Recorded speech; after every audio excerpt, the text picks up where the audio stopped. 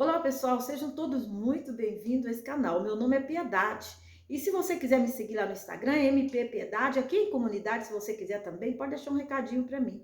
Se inscreva nesse canal se você não é inscrito, não esqueça de deixar um joinha, que ele é muito importante, tá bom? E deixar aqui um recadinho para mim se você quiser na comunidade. E se você quiser compartilhar esse assunto, pode compartilhar com quem você quiser, tá certo? Pessoal, no capítulo 25 do Evangelho de Jesus, segundo escreveu Mateus, ele fala de 10 virgens, tá? Jesus, ele começa o capítulo 25 do Evangelho de segundo escreveu Mateus, falando sobre o reino do céu. Ele é semelhante a 10 virgens. E ele diz que 5 eram prudentes e 5 eram imprudentes, tá? E é sobre isso que eu quero falar com vocês hoje, tá? Tem muita gente que nem acredita mais em Jesus, que Jesus vai voltar, porque desde quando Jesus morreu, todos pregam que Jesus vai voltar, né? Mas nós não devemos esquecer de que só vai fazer parte do arrebatamento aqueles que estiverem na presença de Deus. Ou seja, todas as pessoas que morreram desde esse tempo que Jesus começou a anunciar que ele vai voltar, porque Jesus falou assim, olha, eu vou para o Pai, vou preparar-vos lugar, e quando eu terminar de preparar esse lugar, eu vou voltar para vos levar para que aonde eu estiver, vocês estejam também. Jesus, quando ele morreu aqui na cruz, e antes dele subir para o Pai, ele deixou uma promessa. Ele disse, olha, eu vou, mas eu volto. E vou buscar aqueles que o meu Pai me deu. Jesus, em outras partes do Evangelho, Jesus fala assim, eu não lançarei fora nenhum daqueles que o Pai me deu, tá? Então, todos aqueles que vierem até mim, eu jamais os lançarei fora. Então, vamos ficar atento a essas promessas de Deus. Se Jesus disse que ele iria, mas ele voltaria para nos buscar, ele voltará, tá? Porque Deus, ele não mente.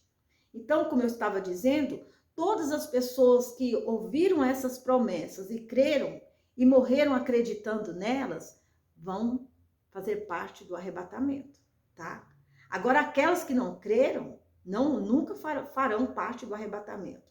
Porque a palavra de Deus fala que aqueles que estiverem dormindo no Senhor, ressuscitarão primeiro, tá? Antes do arrebatamento, no momento do arrebatamento, aqueles que morreram esperando, acreditando nessa promessa, eles ressuscitarão para ver isso. Olha que coisa tremenda. Eles ressuscitarão para participar do arrebatamento. E aqueles que estiverem vivos serão transformados e serão levados ao encontro do Senhor nos ares. E Jesus, ele começa o capítulo 25 do Evangelho segundo escreveu Mateus, dizendo que o reino do céu será semelhante a 10 virgens, 5 prudentes e 5 imprudentes. Quem são as 5 prudentes?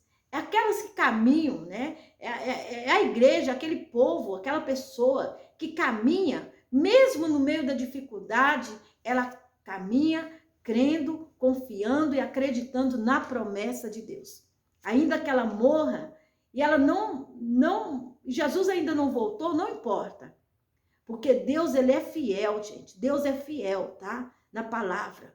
E quando a Bíblia fala que os que estiverem mortos ressuscitarão primeiro, significa que eles vão ressuscitar para participar do arrebatamento, tá? Então, o que nós entendemos? Que nós temos que manter a nossa lamparina acesa. O que é a nossa lamparina? A nossa fé na promessa, quando Jesus disse que ele iria para o Pai, mas ele voltaria para nos buscar. E Jesus, ele fala assim, olha, quando tiver tudo pronto, eu vou buscar vocês para que aonde eu estiver, vocês estejam também. Então, vamos ficar atentos à promessa de Deus. Nós não podemos deixar que a nossa lamparina apague, que a nossa fé, a nossa confiança em Deus, ela para de existir. Nós temos que seguir mesmo na dificuldade, mesmo que você olhe para a situação e você não vê saída, e você não vê solução, você olha para a situação e parece que está tudo contrário. Não importa. Porque nós temos muitas vezes a ilusão de achar, porque nós somos de Deus, nós não podemos passar por aflição, nós não podemos passar pelo luto, nós não podemos ser perseguidos, porque afinal, né, nós somos filhos de Deus. Como Deus vai, como se um pai que ama seu filho vai permitir perseguição, vai permitir doença, vai permitir fome, vai permitir dificuldade? Não. Deus, ele nunca falou, Jesus, ele nunca disse que nós não teríamos aflição. Pelo contrário, ele disse, no mundo tereis aflição, mas eu venci. Aí o que Jesus está dizendo para nós? Não preocupa que vocês vão vencer. Então nós temos que seguir acreditando e mantendo a nossa lamparina acesa. E como é que eu mantenho a minha lamparina acesa? Continuo esperando na promessa, continuo confiando em Deus, me guardando do pecado, não me alinhando mais com o mal, com o pecado, me limpando, purificando cada vez mais o meu coração. Nós temos que orar, pedir a Deus, porque diante de tanta coisa ruim, o inimigo acaba nos ferindo. Nós acabamos sendo feridos nessa situação toda. Nós temos que ter cuidado com o nosso coração, porque ele é a essência de Deus dentro de nós. É ele que mantém a nossa lamparina acesa. A nossa fé no Senhor é o azeite que nós precisamos. A nossa confiança no Senhor é o azeite que nós precisamos. A nossa esperança no Senhor é o azeite que nós precisamos para manter a nossa lamparina acesa e com reserva. Isso nós conseguimos através do quê? Através da palavra, através da oração e através do jejum. Através da nossa santificação a Deus. Eu mantenho não só minha lamparina acesa, mas mantenho reservas. As reservas são para aqueles momentos muito difíceis que muitas vezes você não consegue nem jejuar, não consegue nem orar, mas você tem reserva para passar esses dias maus. Agora, as 5 tolas são aquelas pessoas que levam a vida de qualquer maneira. Frequenta a igreja, vai no culto, mas não tem raiz, não tem fé, sabe, qualquer coisa, acredita mais na mentira do que na verdade, né? Acredita mais no diabo do que em Deus. Sabe aquelas pessoas que, se Deus fala, ele duvida. Ah, isso é da carne. Você já viu essas pessoas? Ah, sei não, viu? Tá cheio de profeta falso por aí. Eu não sei não. Eu não sei se eu acredito não. E tem outros que é mais sincero ainda. Tem gente que fala assim, eu não acredito nisso. Eu só acredito se eu ver. Os Tomés, né? Então. Mas aí, gente, quando o diabo se manifesta e ele fala, essas pessoas acreditam, sabia? E elas não pensam que o diabo é um mentiroso, não. Elas preferem desacreditar num homem de Deus, numa mulher de Deus, falando algo bom para ela, para trazer esperança, que a Bíblia fala, traz a memória aquilo que te dá esperança. Se uma palavra boa pode te trazer esperança, então é melhor você ouvir a palavra boa do que a mentira boa, tá? Então, o que você entende? O que eu entendo nisso?